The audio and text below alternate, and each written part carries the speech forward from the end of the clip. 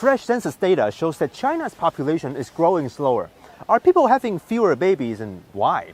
We talked to couples, parents, experts, and youngsters in Shanghai to try to cobble together some explanations.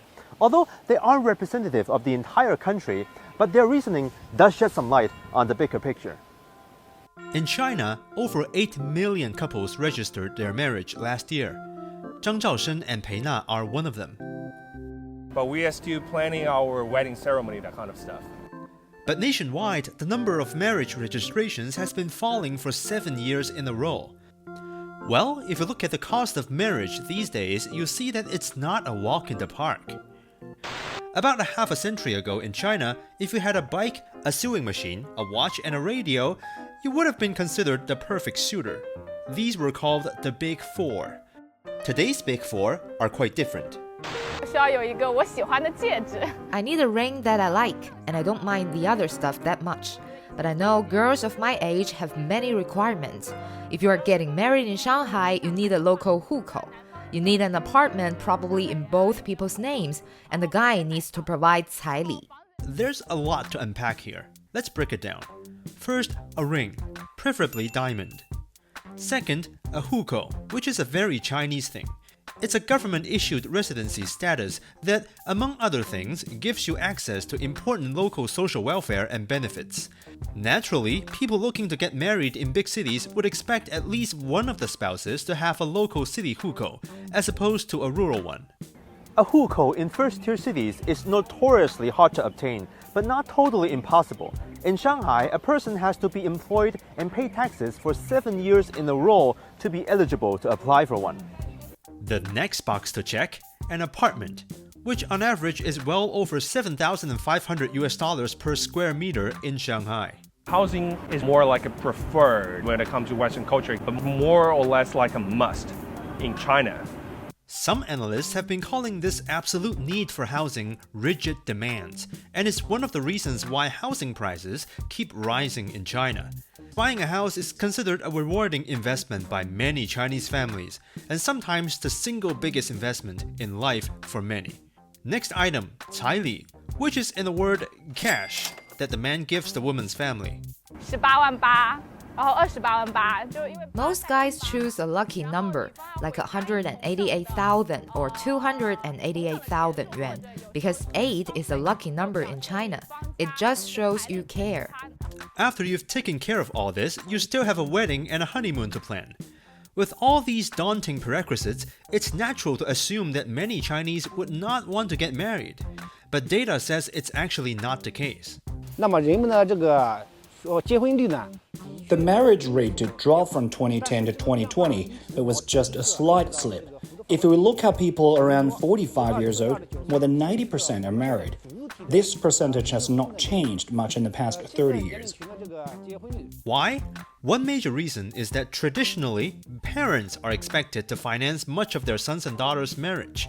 For example, while it is virtually impossible for many young couples to afford an apartment, their families could both afford half of the massive down payments.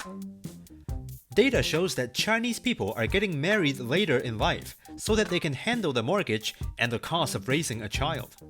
The competition is pretty huge nowadays, so people trying to get everything settled before they talking about getting married, having kids. That's stable income or higher income, preferably speaking. And also the overall expectations on the social levels is going to delay their marriage. A later marriage plus the huge financial burden could translate into fewer kids. Shanghai is one of the most expensive cities in China. What is it like to raise children here for a middle-class family?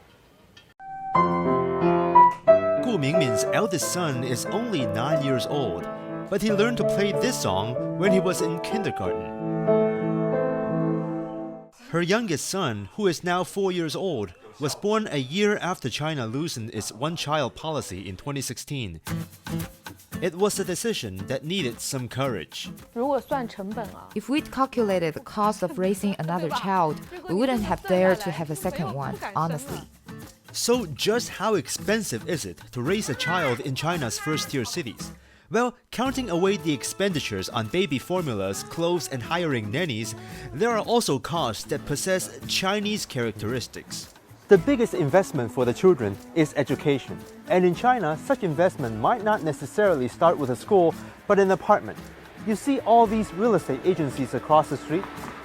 See, according to current policies, if your child is to be enrolled in a school of your choice, you need to own an apartment in the same city district as the school. 问他那个一些好朋友的家长。 In the first parent-teacher meeting during eldest son's final year in kindergarten, some parents told me they had purchased new apartments near good schools 3 or 4 years ago. 我都在干什么？ I thought to myself, what have I been doing? My husband and I went straight to a real estate agency after that meeting.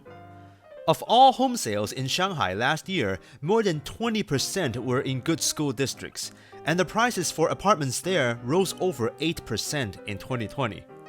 我们当时那个是新房子嘛，然后当时 We sold our previous apartment and bought one in this old neighborhood. This apartment is about 20 to 30 square meters smaller, but we had to take an additional 3 million yuan mortgage out to pay for it.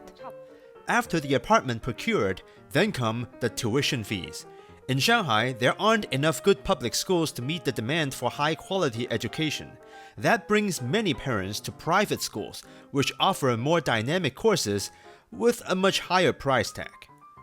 老大3年幼儿园上下来15。 The 3-year kindergarten tuition alone for my eldest was 150,000 yuan. It's more expensive for his younger brothers, which is over 5,000 per month.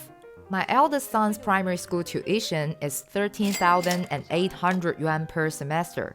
But there are better schools that can charge up to 2, 3, or even 400,000 yuan a year. 可能一年是10几、20万、30万、40万都有。 But it doesn't stop there. Enter after-school classes. Basketball classes, swimming, Chinese Weiqi, and piano classes. The English classes alone cost 14,000 a year. It is estimated that after-school classes could become an $86 billion industry in China in 2021. 在这个周末的高峰时段， On weekends, we have on average 10 classes per hour and about 40 to 50 classes each day. 可能会有40、50个班级。 And it's never too early to plan far into the future. 你想出国吗？ Do you want to study abroad? 学习深造吗？ 21-year-old Zhang Chengqi went abroad for college and is currently studying at the University of British Columbia in Canada. But he isn't using loans to pay his way, as student loans aren't nearly as popular for Chinese students as their Western counterparts. Instead, like many, Zhang's parents are financing his entire college education. In my university, you need 120 credits to graduate, and each credit is about 1,200 Canadian dollars. It gets more expensive every year. I guess to finish 4 years of school, you'll need at least 1 million yuan. What's more, college education doesn't mark the end of your child-rearing expenditures. Per tradition, there is one more investment to be made, especially when you have a boy, and it's not a small one at that. They will both have to get married. It's our duty to provide them apartments. Great, you finally said it. You feel the pressure now, do you? My husband lay on the couch like this all the time, saying not to worry about anything. But now he admits there is pressure. Now you finally said it. We got it on camera. Wild Goo's case is hardly representative of all Chinese urban families, but the pressures they face in raising their children are also faced by other city parents as well.